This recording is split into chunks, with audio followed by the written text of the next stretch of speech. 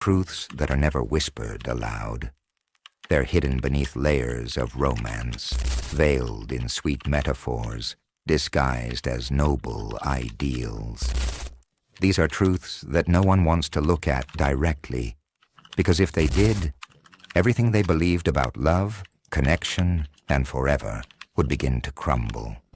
And yet, it's precisely within those uncomfortable truths that freedom resides. The kind of truths that don't caress, they strike, that tear at the soul, but also open the eyes. And there is one truth in particular that many men are not prepared to hear. A woman does not love the way you love. She never has. Not out of malice or deceit, but because her internal logic, her emotional architecture, responds to a system that is not yours. Whoo, my friends. Yep, today, my friends, we're going to get into some philosophy. I want to introduce you guys to Mr. Arthur Schopenhauer. Schopenhauer, I think that's how we pronounce it. And the reason I want to introduce you to this gentleman, because I just found him. Just so happens that this video came across my feed, and it's entitled Truth About Women That Few Know by Arthur Schopenhauer. And it comes from a channel called Infinite Mirror. And for this reason, my friends, I want to tell you one very simple truth. Red pill wasn't just born a couple decades ago. It was born over 150 years ago. 150 years ago in 1851, was it? I think it was 1851 was when Arthur Schopenhauer came up with his philosophies. And so for all of you who keep thinking that, oh, I'm just taking from the red pill, and I'm telling you, my father taught me a lot of these things about female nature. Schopenhauer was telling us this back in 1851. So today, I want us to explore some of these teachings, my friends, and I want to show you guys the uncanny resemblance between what we're facing today in the red pill space versus what he would have faced in years gone by. And I'm going to demonstrate to you, my friends, the same principles of red pill that we're telling you today, the same ideology, proxology. It doesn't matter how you look at it. These were discovered 150 years ago. Okay? So subscribe, my friends. Like this video on the way in. This is going to be another lesson from the older man. So first, let's examine who is this. So who is Schopenhauer? He was a German philosopher. Arthur Schopenhauer was a German 19th century philosopher who deserves to be remembered today for the insights contained in his great work, The World as Will and Representation. Schopenhauer was the first serious Western philosopher to get interested in Buddhism, and his thought can best be read as a Western reinterpretation and response to the enlightened pessimism found in Buddhist thought. In my 17th year, he wrote in an autobiographical text, I was gripped by the misery of life, as the Buddha had been in his youth, when he saw sickness, old age, pain and death everywhere. The truth was that this world could not have been the work of an all-loving being, but rather that of a devil, who'd brought creatures into existence in order to delight in their sufferings. And like the Buddha, it was Schopenhauer's goal to dissect and then come up with a solution to this suffering.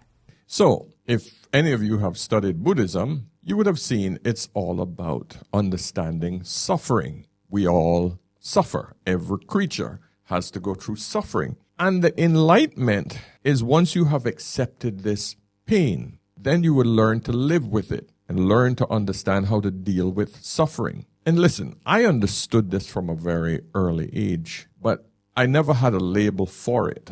But then I did started studying some Buddhism, started looking at a lot of books from Buddhism, and I realized that there's some truth to it, and I realized that there's a lot of similarities between all religions, right? But one thing was clear about Schopenhauer, and very controversial at the time, especially during the period when feminism was starting to make a slight little push. He recognized this whole philosophy with women. We're going to focus on the similarities of current red pill and what he discovered back in 1851. Architecture responds to a system that is not yours.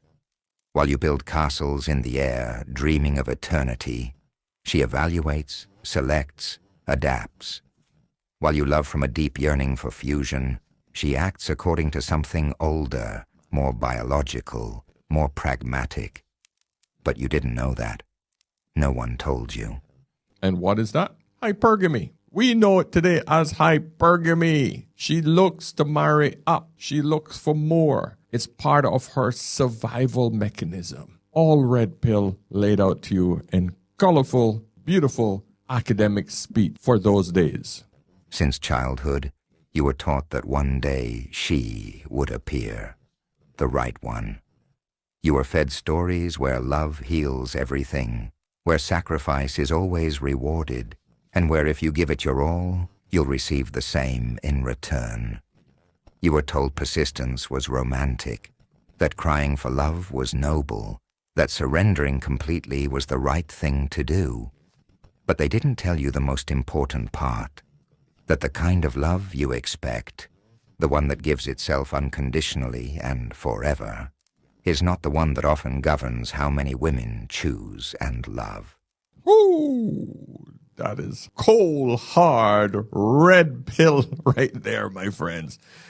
Yeah, it doesn't get any colder and harsh than that. We know the red pill is bitter going down, my friends. But once you accept it and know how to work with it, understanding female nature, you can live with it. Now, you can choose not to play the game, stay alone, magtao, go somewhere else where women play by more amicable rules, where she understands her role. Or you can stay in the West and take your chances. This is the reality that most men in the red pill space understand. So this German philosopher laid out the harsh truths about women, love, and human nature. I mean, this is just the reality of the world. These are the most basic things. You know, I mean, it's amazing. This was before dating apps, before feminism, before all of these gender wars. Men understood the true nature of women. But women at that point, a lot of them understood their roles. It's just that when feminism infiltrated, it just got nasty. That's all. But the craziest part, he didn't just predict the red pill. He lived it.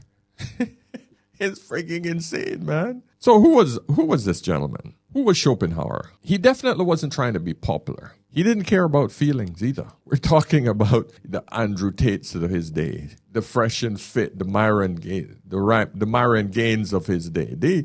He wasn't trying to be popular. He was just giving people the cold, hard, raw truth at that time, you know? He looked at life and said, this is suffering, driven by blind desire. This is just it. This is how we are all operating. Men desired something different from women. Men wanted to spread their seed. Women were looking at the best way that she could survive because she understood in a world, especially 150 years back, that it's going to be tough for a single, unhitched woman. So she knows she had to find the best possible mate to give her any level of security and comfort. He believed that nature plays men like fools through one thing only, lust. Romantic love?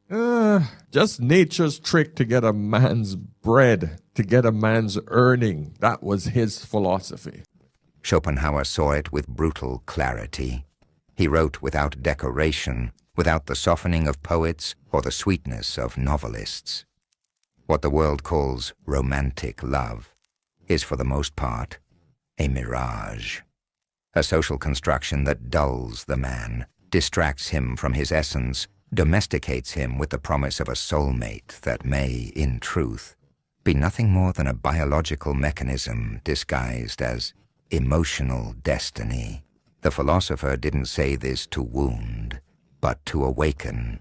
He warned that the female instinct, though it doesn't come from disdain or cruelty, is programmed to seek protection, stability, continuity, that it often operates without the woman even being consciously aware of it, guided by the cold laws of natural selection. And that if a man doesn't understand this, if he keeps operating under the illusion that both genders love the same way, he will destroy himself.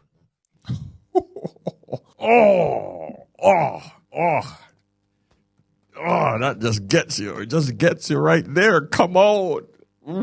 A lot of us are thinking, holy crap, there's this is it. There's no hope for us then. Because once you wake up and see the cold, harsh reality of how women select men, it really, really brings us back to a different type of consciousness. Think about it, man. But don't despair. I mean, I had a call with a gentleman this morning, doing very well, but he wants to get married to a woman. She's a PhD. She's probably going to be making more money than him in the future. But she's 32, he's 35, and she's pushing for a quick marriage. And he says, man, on the surface, she looks perfect. She's submissive. She's kind. He's met her parents all in an 8-month span. But he showed me the cracks because he's been watching red pill content from Mr. Kevin Samuel's days. And then he started watching me. And he said, I've been watching you for the last almost 2 years. He said, I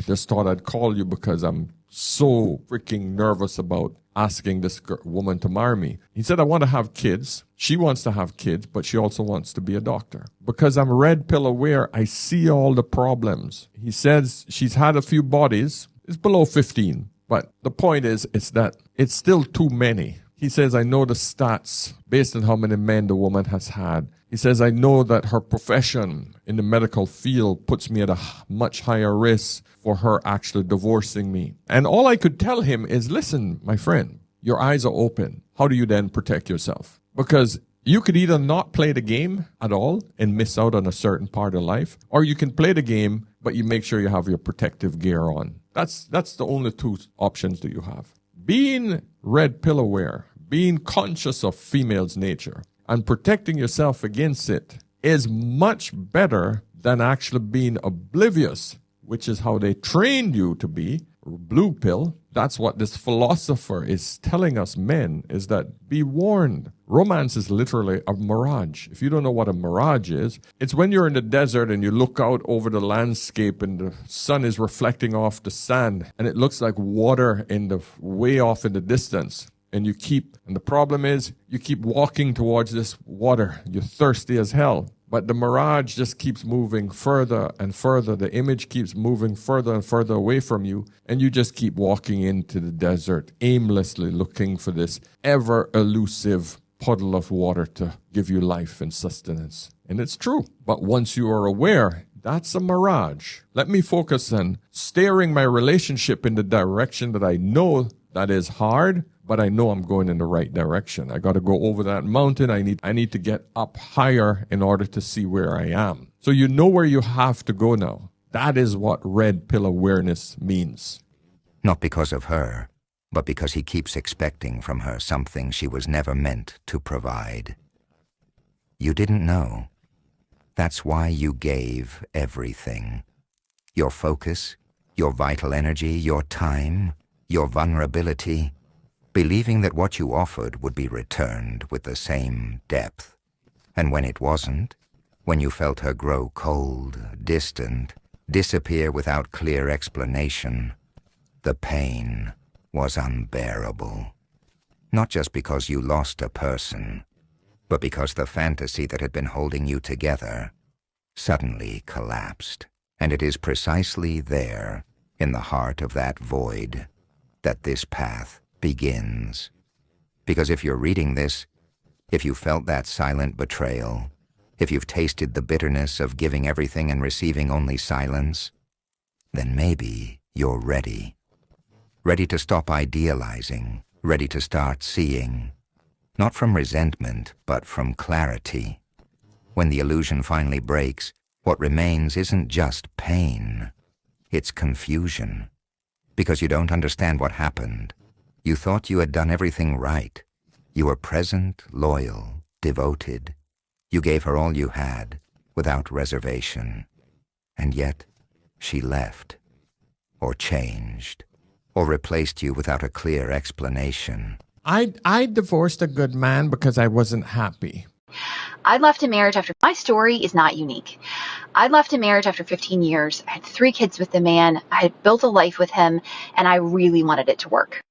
Deciding when it was time to leave, deciding that I had tried hard enough, deciding that yes, it was worth to take the risk of the unknown, for leaving the known, which I had become very accustomed to over the last 15 years. And even though I was miserable, there was some security to it. There was a little bit of, at least I was comfortable in knowing what to expect. As the years would roll by, and every birthday I got the same card that said, next year will be better, I, somewhere deep inside, thought to myself, there's no way, and the only way that my life is going to change is if I leave. But I had 3 kids, and I was also thinking, wait, if my happiness means that I'm taking away the kids' happiness, and all of the guilt that came into play of, am I being so selfish that I want to leave this, and is it bad enough? But here's the kicker. Leaving a good man. Now that's hard. It's easy when they're an asshole to you or they really hurt you. It's actually easier to move on because you're upset, and sometimes that upset or that rage can give you power to move on. But what happens when you're with a good man but you feel unsatisfied and you want to leave but you're scared to leave because you're worried you're not going to find something better? I'm going to tell you how to tell it's actually time to leave. You should do it. You're making the right choice. So the first thing you want to ask yourself is, why do I think they're good, right? Like, whose definition of a good am I using? Because a lot of times women will say, well, I should stay with him. He's nice. And other people say he's a good husband. And what you... Yeah. So gentlemen, the point is that this was noted many decades ago. So a good quote from Schopenhauer, he said, women are not called to greatness. They're built for reproduction and survival. Their charm, beauty, and emotions are tools, not for truth, not for justice, but to secure a man to raise children. Oh, man. Does that sound cold? Of course. I mean, just scroll through Instagram. Tell me what you see. Filters, attention-seeking, validation, loops, same game, new packaging, my friends. Same game, new packaging. Now fast forward. We're here. It's no longer 1851. What does the red pill say? Women follow hypergamy. They're always looking for this ever elusive happiness. They're never concerned about, let me seek happiness for myself. They're looking for the man, the husband, the kids to make them happy. Everything else have to make them happy. Not, let me be happy with myself. They're constantly looking for that ever elusive thing. They want the best deal. They want the alpha who excites them, but the beta who provides. Women love opportunistically, not unconditionally. There has to be some conditioners. Schopenhauer said the same thing, just in old school German. And that's why modern men wake up pissed. They were sold a fantasy. But reality's been in the books for 150 years, my friend. 150 freaking years.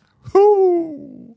And there, in that gap between what you believed and what actually occurred, the true fracture begins.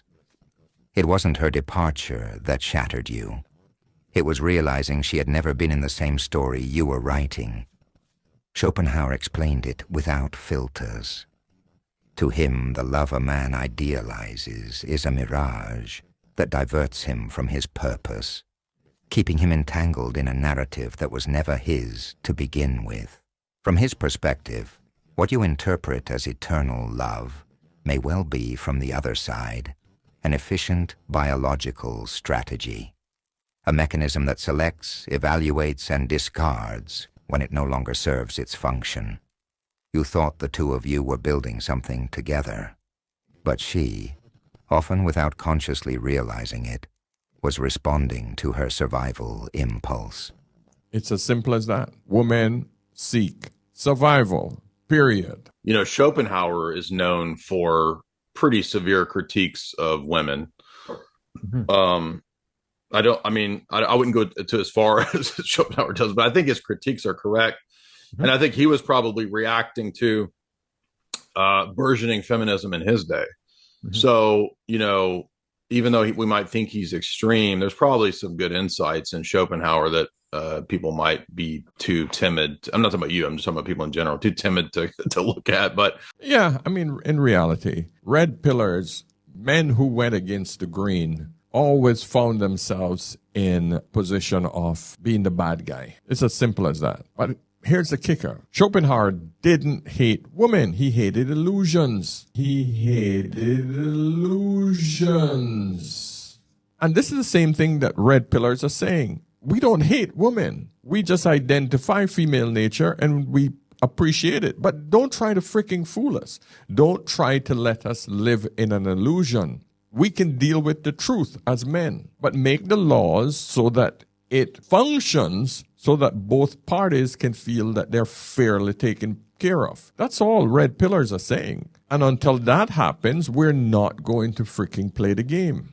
But gentlemen, I'm telling you, the only way to play the game in today's market, if you have assets, you make sure that you have all of them wrapped up behind a trust, an irrevocable trust, and also have a prenup in place so that you're married to the woman, you're not married to the state completely. As long as you understand that one simple principle, you have mitigate or at least soften the blow financially when she's ready to move, when she's ready to split. Don't get so hung up on this together forever bullshit. More than 50% of women don't have that same idea. And then add another 20% who are not going to leave you, but they're going to make your life freaking miserable because they know the options outside of the marriage is shit. So they'll make your life miserable. But the ones that are happy are the ones that who have just accepted that, hey, this is life. I have a good man. I have a comfortable life. I am happy with myself, and I'm prepared to live with this man for the rest of my life. And I'm hoping that my wife falls into that category. Do I have any guarantees? Hell no. Do I know that I don't have any guarantees? Of course. But that acceptance of it and knowing how to work with it is what gives me complete and utter peace. She keeps reminding me that she's going to be there until our dying days. Do I believe her? Yes, because that's what she believes at this moment. But I don't put anything outside of a woman's head that isn't immediate. Because the woman that you marry today and the mindset that you see today, if you're not constantly nurturing that mindset and she's being influenced by a shitload of social media and outside influences, single friends, etc., you will lose her. So you have to understand, you have to constantly reinforce, not that you love her, but making her know that her options outside of you and outside of you being together is worse than both of you being together. My wife knows that. So that means work hard on keeping us together. But you also have to remind her that you don't mind getting the hell up and moving as well. You don't mind leaving her ass. When a woman thinks that you only need her, that's when she feels that, nah, I'm out. That's the reason why I make sure my wife knows that I can cook for myself. I can clean. I can pretty much do everything on my own. Just that I choose to have her there doing it because I take care of other things. She knows that, hey, if this man wants to get up today and move, I will be worse off. So I make sure that I stay useful and vice versa. I'm doing the same thing. I'm making sure that I stay useful to her. So ladies, before you get your little knickers in a twist and thinking that, oh, he's just scaring his wife into thinking that she needs him. No, we are in a marriage. That means that we are codependent or interdependent. I don't know which one you want to use. Meaning we work better together, whichever one it is that you will see that as. We will be worse off on our own. We can survive on our own, but we would be worse off. We are better together. And the chances of finding another compatible individual who has put in the amount of time that we have together is going to be hard because what we have built together has been built over 2 decades. That's a shit long time. 2 decades. You don't throw that away lightly. So my friends, I'm going to end it here, but I just want to say one thing. The next time you hear somebody say, oh, the red pill is just some internet nonsense, remind them,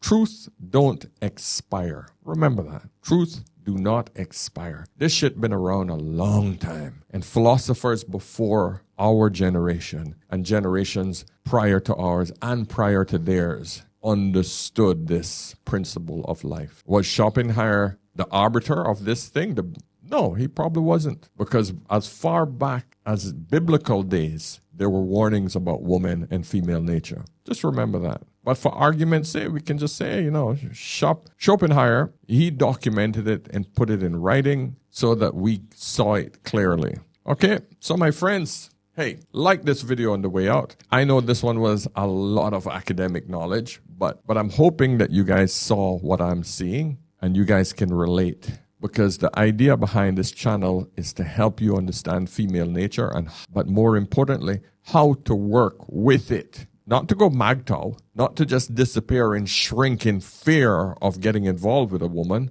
but knowing how to work with a woman. Because I can tell you, just based on my life experience, I enjoy living with a wife. Okay, 90% of the time. Yes, honey, 10% of the time you're a bloody nightmare. But the 90% makes up for the 10% where it is a nightmare. And the beautiful thing about life is if you don't have the bad to show you how good it could be, then what's the relevance of life, man?